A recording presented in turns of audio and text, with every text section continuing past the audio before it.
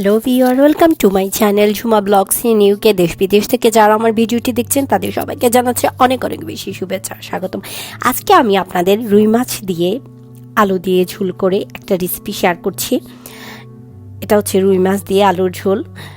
তার জন্য আমি মাছগুলো ভালোভাবে ভেজে নিচ্ছি। আমি কিন্তু মাছগুলো ভালোভাবেই ভাজবো, হালকা করে ভাজছি না।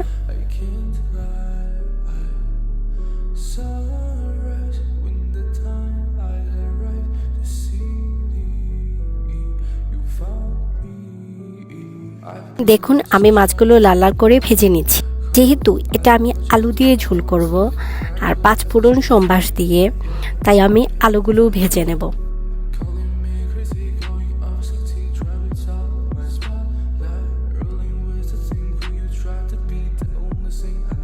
আমার আলুগুলো ভালোভাবে ভাজা ভাজা হয়ে গেছে, দেখুন।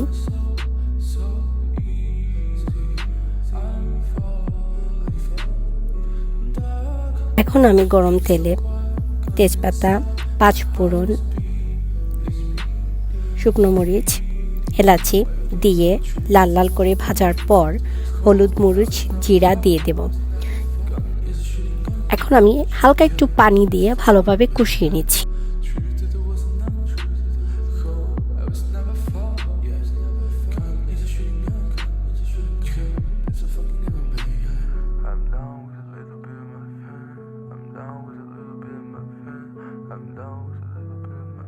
দেখুন, আমার ভালোভাবে কষানো হয়ে যাচ্ছে। এখন আমি তাতে আলু ছেড়ে দেব। ভেজে রাখা আলুর কালারটা অসম্ভব সুন্দর আসছে। আপনারা অবশ্যই বাসায় এটা ট্রাই করবেন, পেঁয়াজ ছাড়া খেতে কিন্তু দুর্দান্ত লাগে।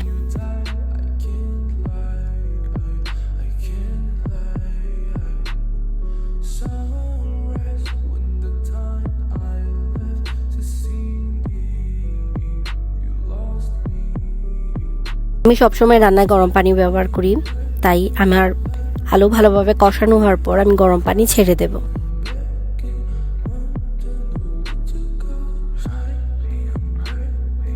এর মধ্যে একটু আদা বাটা দিলাম আমি।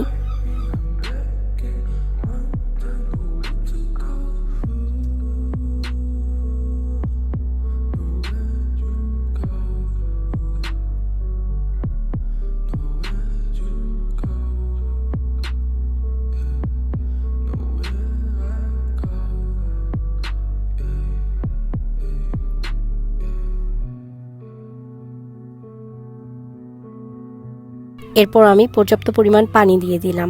আমি একটু ঝোল ঝোল রাখার চেষ্টা করছি, কারণ আমার ঝোল খেতে ভালো লাগে। আপনারা চাইলে একটু কম ঝোলও দিতে পারেন।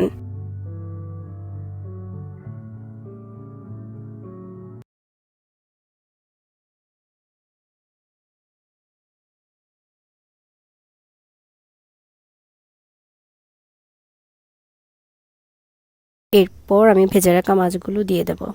দেখেন কত সুন্দর একটা কালার এসেছে, খেতে অসাধারণ হয়েছে।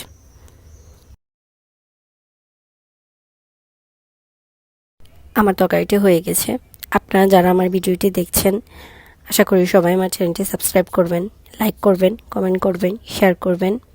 আপনারা চাইলে পেঁয়াজ রসুন ছাড়া এভাবে শুধু জিরা সম্বাস দিয়েও করতে পারেন, সেটাও খেতে সুস্বাদু হয়। শুধু মাছগুলো ভেজে নিতে হবে, আলুগুলো ভেজে নিতে হবে, সেটাও খেতে অনেক সুস্বাদু হয়। আমি 5 ফোড়ন দিয়ে করেছি। আজকের মতো সবাইকে বিদায় জানাচ্ছি। সবাই ভালো থাকবেন, সুস্থ থাকবেন। Bye bye.